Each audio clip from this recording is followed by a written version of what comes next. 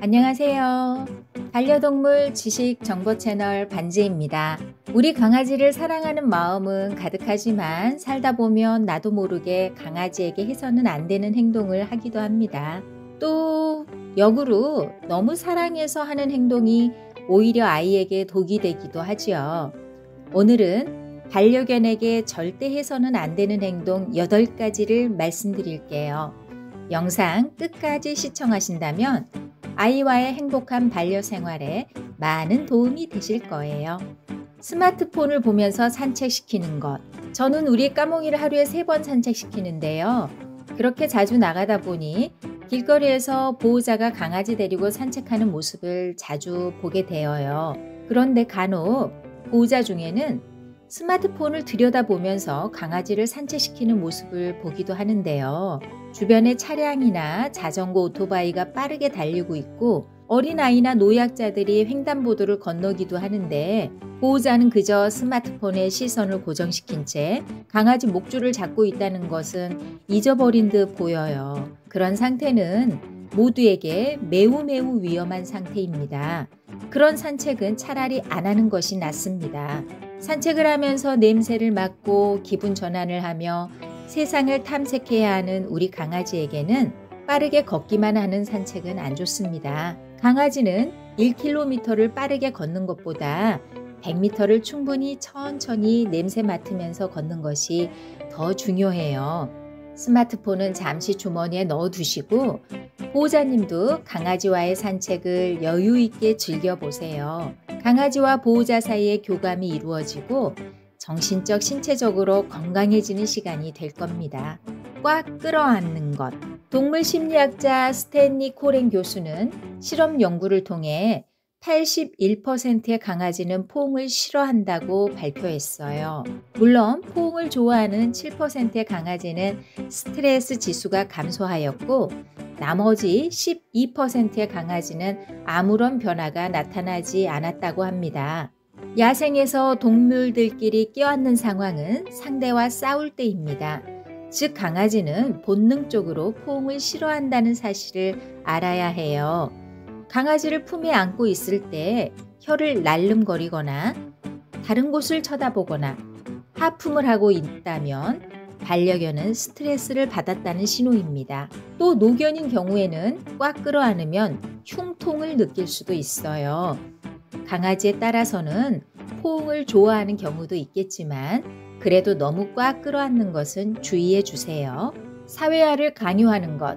밖에서 다른 강아지와 마주쳤을 때 내 강아지나 상대 강아지 중에 거부 표현을 하고 있는지 확인해 주세요. 강아지도 사람과 마찬가지로 서로 마음에 드는 상대가 있고 뭔지 모르게 싫은 상대가 있을 수 있어요. 강아지 의사를 무시하고 무작정 다른 강아지와 가까이 마주하게 하면서 억지로 인사를 시키는 것은 문제 상황을 야기할 수도 있어요.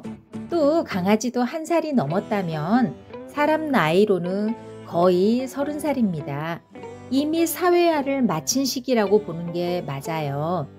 강아지마다 성격과 성향이 모두 다르기 때문에 억지로 인사를 시키고 친하게 지내도록 하는 것은 무리가 있어요. 이런 행동은 아이에게 스트레스를 유발한다는 것을 알아주세요. 가족끼리 큰 소리로 싸우는 것. 살다 보면 가족끼리 다투기도 하고 또 큰 소리를 내기도 하지요. 가족 구성원끼리 화내고 큰 소리치고 싸우는 것은 집의 자녀들에게도 안 좋지만 역시 강아지에게 좋지 않습니다. 그런 경우 강아지는 우리 무리가 안전하지 않다고 느끼고 불안감에 안절부절하게 되지요. 어떤 강아지는 상황을 해결하려고 이리저리 다니며 눈치를 보기도 한다네요. 귀엽기도 하고 안쓰럽기도 하지요. 그러니 가족 간에 다투었다 하더라도 서로 화해했음을 강아지에게 인식시켜 주는 것이 필요해요. 화해의 몸짓으로 가볍게 서로 포옹을 한다거나 가족이 모여서 부드럽게 대화하는 모습을 보여주면 강아지는 안정을 되찾으며 원래대로 애교쟁이 장난꾸러기로 돌아올 거예요. 목욕을 자주 시키는 것. 그거 아세요? 강아지는 원래 목욕이 필요 없는 동물입니다. 하지만 사람과 함께 실내 생활을 하면서 사람의 필요에 의해 목욕을 시키는 것이라고 봐야겠지요. 강아지가 너무 잦은 목욕을 하면 피부를 건조하게 만들며 외부의 곰팡이나 세균으로부터 피부를 취약하게 만들 수 있어요. 또 너무 잦은 목욕이 오히려 강아지 냄새를 더 많이 나게 할 수 있다고 하네요. 실내 소형견인 경우에는 2주에 1번, 실내 대형견인 경우에는 2달에 1번 정도면 충분하다고 하니 참고해 주세요. 차에 홀로 두는 것. 강아지를 위한 펜 모드가 설계된 차량이 아니라면 차에 홀로 두는 것은 위험해요. 특히 여름에 강아지를 차 안에 두고 문을 닫아두는 것은 강아지를 죽음으로 몰아넣을 수도 있기 때문에 꼭 피해야 합니다. 여름철 자동차 내부 온도는 85도까지 올라갈 수 있다고 하는데 라이터나 캔 음료는 폭발할 수 있는 온도라는 것 잊지 마세요. 강아지 아각 취급하는 것. 이 부분은 사실 저도 좀 찔려요. 우리 까몽이도 10살인데 제 눈에는 언제나 한결같이 아가로만 보이니까요. 그런데 전문가들은 강아지도 성견이 되면 성견으로 대해 주어야 독립성이 생기고 정신적 성장이 이루어진다고 하네요.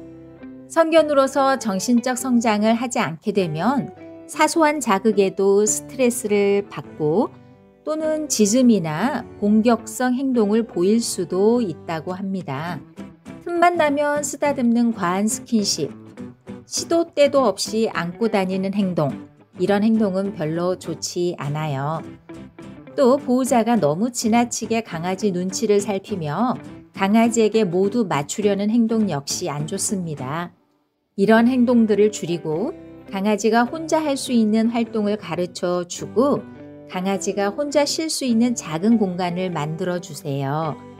보호자가 강한 주도권을 가지고 있으면서 단호하게 교육하고 또 충분히 사랑을 줄 때 강아지는 안정감과 행복감을 느낀답니다.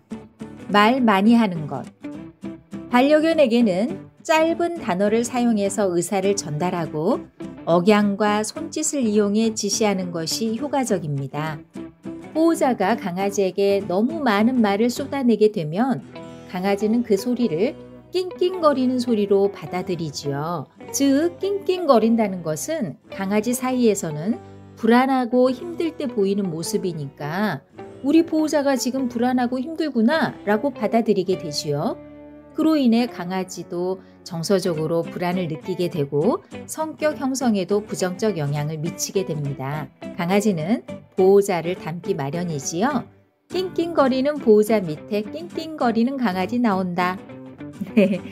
문제는 낑낑거리는 강아지는 친구들 사이에서도 인기가 없어요. 강아지들도 말이 많은 강아지보다 행동과 표정이 풍부한 강아지가 인기가 많으니까요. 오늘은 강아지에게 절대 해서는 안 되는 행동 8가지를 말씀드렸습니다. 뭐든지 적당하기가 가장 힘든 것 같아요. 적당히 무심하면서 또 적당히 관심을 기울일 때 강아지도 보호자도 편안한 생활이 유지될 수 있어요. 그런 의미에서 지금 당장 우리 강아지랑 산책 한 타임 어떠세요? 자, 따라해 보세요. 산책 갈까? 잠깐만요. 산책 가시기 전에 좋아요와 구독 먼저 눌러주세요. 다음에 더 유익한 영상으로 찾아뵙겠습니다. 감사합니다.